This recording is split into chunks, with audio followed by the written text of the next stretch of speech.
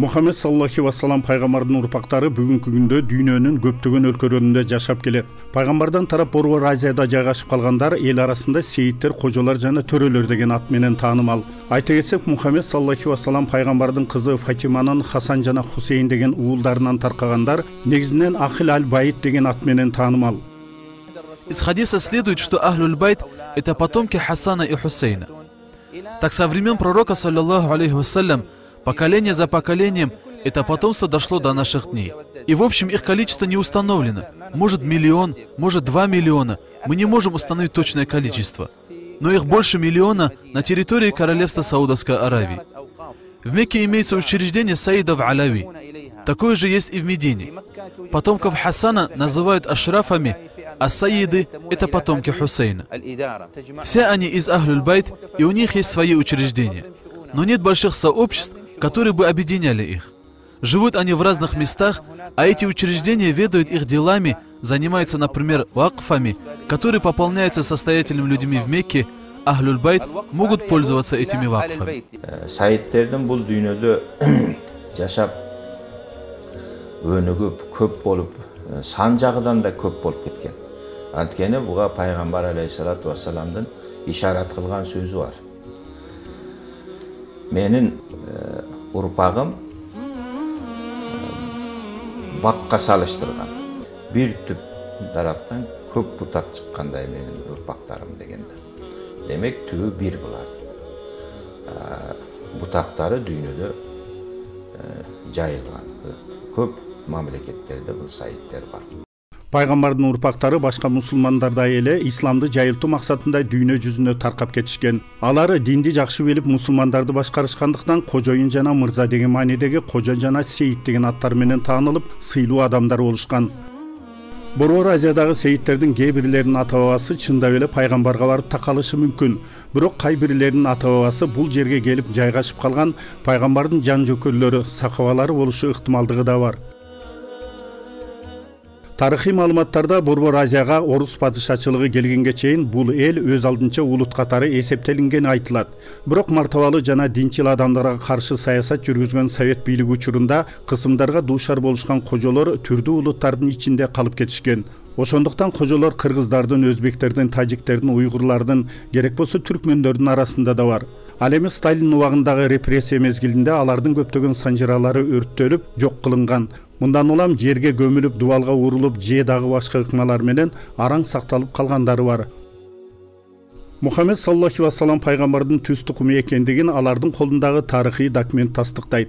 Кылымдардан бери атадан балага өтүп келген перс жана араб тилиндеги 3 метрден ашык санжыра Кыргызстандагы Саид Умар Олмасхановторго тиешелүү. Документ өз кезегинде ошол учурдагы тийиштүү башчылар тарабынан тастыкталып келген. Бул жерде биз жогоруда айткандай, Muhammed sallallahu aleyhi ve sellem пайгамбарыбыздан келип, ошол Фатима энебиздин жолдошу ошол Хазрет Алиден бери келип жүрүп отурган, катары менен жазылып жүрүп отурган атадан балага өтүп келаткан ушундай толук жазуулар бар да. Бул жерде ошол кездеги падышалардын 39 мөөр менен, анан биякта 40-чы мөөр болуп да.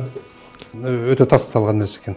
1986 жылы түзүлгөн Box Peerage британиялык генеалогиялык изилдөө борбору Улуу Британиянын ханышасы Елизавета II пайгамбарыбыз Muhammed sallallahu aleyhi ve sellem'дин 43-чү урпагы экендигин тастыктаган билдирүүсү чыккан. Мындан тышкары император Романовдордун өкүлдөрү дагы пайгамбардын урпактары боло тургандыгы боюнча маалымат жарык көргөн. Впервые предложение о родстве английской королевы с пророком, мир ему, прозвучало в 1986 году. Соответствующая статья появилась в издании Box Peerage, которое занимается исследованием генеалогии британских монархов. Недавно представители императорского дома Романовых также заявили, что являются потомками Мухаммада, мир ему, через династию Гольштейн-Готторп, которой принадлежала Екатерина II. Muhammed sallallahu aleyhi ve sellem пайгамбардын урпактарына болгон кызыгуу бир топ кылымдардан бери басаңдабай келет. Ошол эле учурда ата бабалары пайгамбардын түз урпагы экендигин көптөгөн адамдар билдирип, жарыя кылуулары болууда. Мындай кадамдар атак-даңкка жетүү менен оңой олтоң олжону көздөгөн учурларда арбын. Чындыгында Muhammed sallallahu aleyhi ve sellem пайгамбардын урпактары жөнүндө атайын изилдөөлөр жок жогорку эсе. Мындан улам сайиттердин тарыхын тактап тартипке келтирүү үчүн үй бүлө мүчөлөрү тарабынан демилге көтөрүлүшүнүн зарылдыгын Сауд Арабиянын Мекке шаарындагы Умаль Кура университетинин тарых бөлүмүнүн башчысы профессор доктор Хишам бин Мухаммед Али Аджми тынбай билдирип келген. Анын пикиринде бул багытта бир башчы болуп ага мөөр берилип, атайын комиссия түзүлүп, тарыхый документтер текшерилип, чыныгы сайиттерге күбөлүк берүү зарылдыгы белгиленген. Анткени мындай аракеттер ислам шариятындагы сайиттер боюнча түшүнүксүз маселелерге чекит коюп, алардын ишин тартипке алып келет.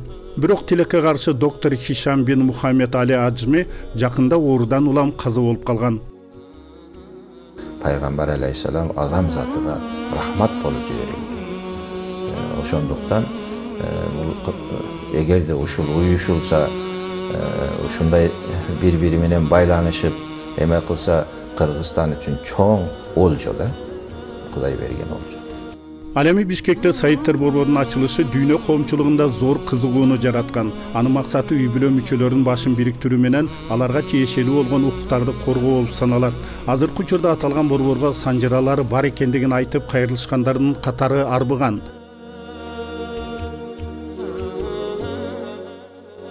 Өткөн жылдын жай айында Ноокат районунда пайгамбардын урпактарынын биринчи жолугушуусу болуп, ага коңшу мамлекеттерден бир топ сайиттер келишкен. Андан соң бул жакшы саамалык Өзбекстанда өтө тургандыгы белгиленген эле. Бирок ковид пандемиясынан улам бул иш токтоп калган. Juda ko'p joylardan, O'zbekistondan, Farg'onadan, Andijondan, juda ko'p Qozog'istondan, juda ko'p joylardan mehmonlar faqat Said avlod, to'ramlar, payg'ambar avlodlar tashrif buyurdilar. Juda ko'p to'ram bolalarning duosini oldik, tanishdik. Бул иш-чара боюнча 2018-жылда биз Өзбекстанда, Ташкентте муфтий Хазрат менен жолугушууда болгонмун. Усманхан Алимов менен ал жерде бул маселе сүйлөшүлгөн. Албетте, бул ишти